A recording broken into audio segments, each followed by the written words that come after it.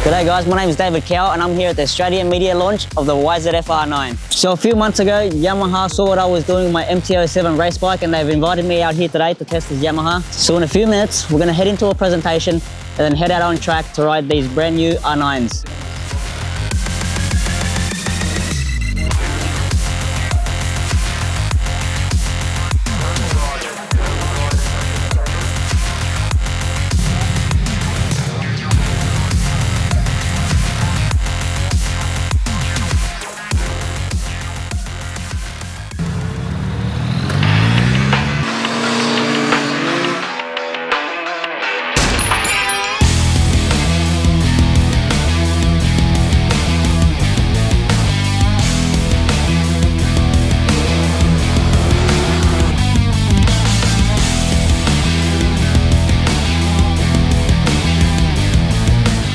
So guys, I've just come in from my first session.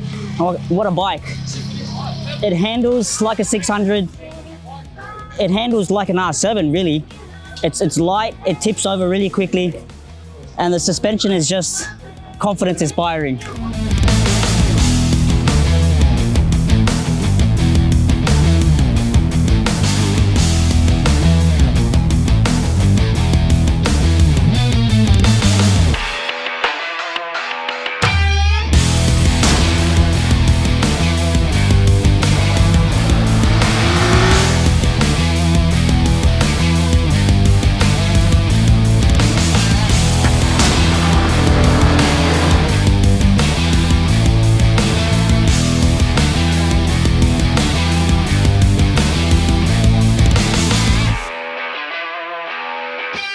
What an amazing day I've had. So we've had 4 sessions on this bike.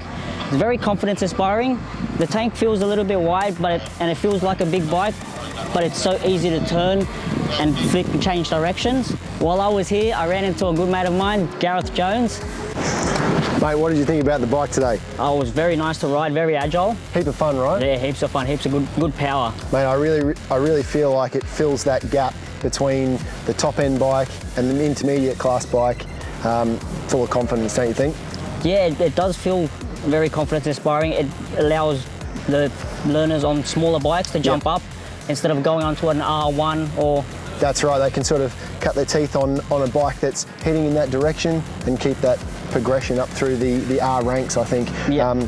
For me, I don't know about you, but I felt that the engine was a huge part of what makes the package so good. Super deliverable on the power, which brings confidence in turn, don't you think? Yeah, it's very smooth. You can crack the throttle open and it will just carry you out of the corner. Yeah, so. And what do you think about the chassis?